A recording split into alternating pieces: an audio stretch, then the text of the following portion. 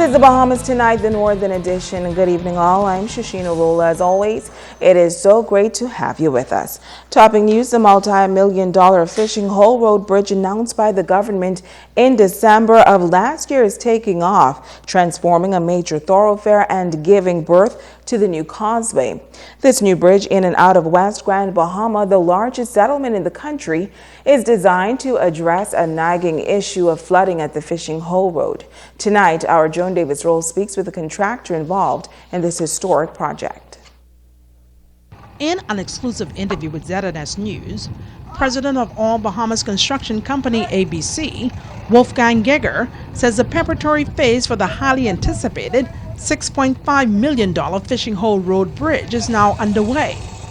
According to the official, the project's wheels are now in motion, and the site is being prepared for the initial stage of construction, paving the way for the historic structure. We have started 1 month ago with the design work for this project.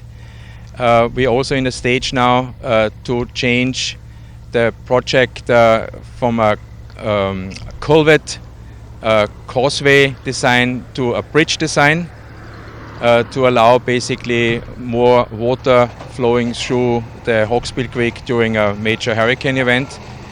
And what you see now on the site is basically the setup for our precast plant, because most of the structure will be done in a precast, pre-stressed precast concrete slabs for the bridge deck, and also cap beams, also precast to sit on top of the precast pre-stressed piles.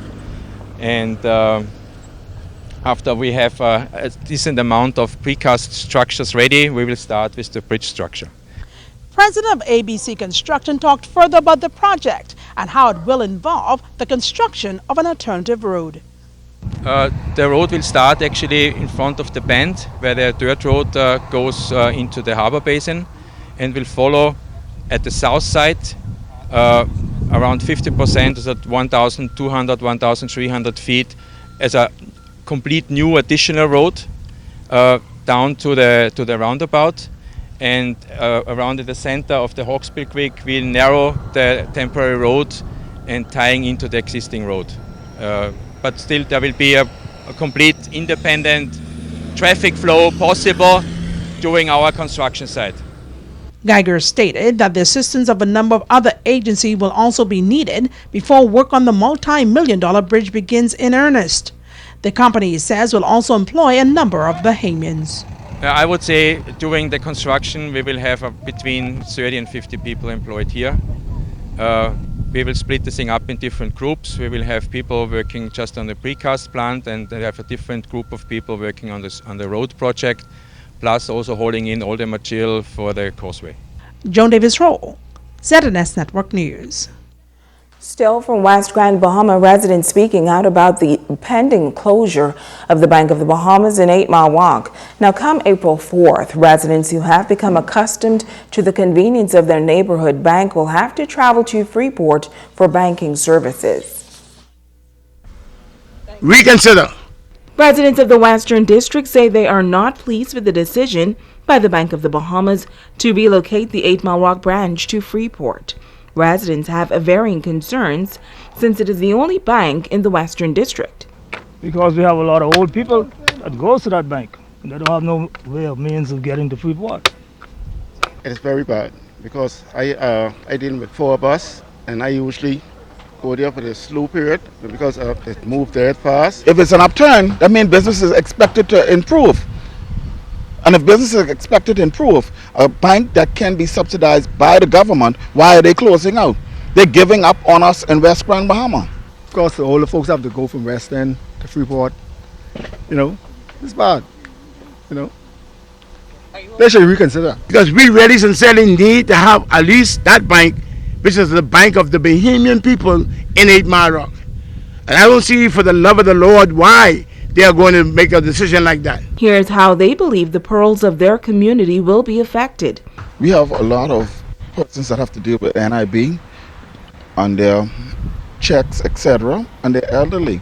Not only that, what we find happening in 8 Mile Rock is that a lot of the children take their lunch hour, go home, pick up their parents to verify or to do their transactions to the bank, and then take them back home. Most of the elderly people don't have access to really get to Freeport. They deals with social service and national insurance, most of all national insurance, whereby most of their account is there. And not just the elderly feel that they will be impacted from the Bank of the Bahamas relocation. Owner of Express Food Mart, Shauna Taylor, feels the same way. When Express Food Mart opened in the Western District, we opened envisioning BOB being there for a long period of time. It's going to affect the business, the daily operation of the business in terms of, our daily deposits and getting change for the managers. Customers say they are hopeful that the ATM machine will remain, yet they say this is just not enough. No, that won't be sufficient because we don't use the ATM like that. The relocation will officially take place on April 4th, but residents of the West are calling for this to be overturned. Let's have fair play, man. The people in 8 Mile Rock need to have that bank there. Some vendors on Tino Beach say they are being blocked from doing business with visitors coming to that area. These vendors are adamant that they should not be denied the opportunity to make a living on this beach. Italia Hall reports. Vendors contacted ZNS Newsroom up in arms that there was a red danger do not cross tape across a portion of Tino Beach that was blocking tourists from interacting with them. Vendors Tamika Adderley and Sheila Taylor say they were in total shock when they arrived on the beach. They were adamant that this apparent effort to block access will affect business. I called and trying to find out what's going on. They say that's the way it's going to be. I said, well, you can't put that there because you're sending a bad message to the tourists. So the tourists ask why we can't go in that area. They tell them to stay in that area. Up comes Mr. Mika and come asking me what this is. I asked her if I own any beach. They are calling for a change. This is not their beach. This is our beach. I want that sign taken down because this beach don't belong to them. Everybody should have free way to go and walk up and down this beach as they please. Ed Gates, operator of the Junkanoo Beach Club, admits to putting up the tape, but he says he had no choice. He claims that the neighboring property owner complained that tourists at his club were littering on the beach, and the caution tape was put up to separate the two properties. The day we accommodated her, we put up a tape. That's what she requested. I mean, we have witnesses of that. She came over here and she was very excited and upset about it. So we accommodated her request and we put up a sign down to the high water mark, or tape rather, to the high water mark saying that this is as far as you can go. Well, we caught up with that property owner who denies ever making those claims. She contends that she only had a conversation with management of the Junkanoo Beach Club about the amount of trash left on the beach by visitors at their establishment. Now, before our news team would leave the beach, management of the Junkanoo Beach Club could be seen removing the danger tape and putting up another tape, running down the beach and separating the two properties. You feel as if the danger sign was too harsh? Well, I wasn't looking in at the danger sign. It was just to put something because we didn't have a rope. So, right, so we found this now. So since it was their problem over here that it's the danger, I didn't realize it, so we just take it down. Italia Hall, ZNS Network News. Stay with us. The Bahamas Tonight, the Northern Edition, continues right after this.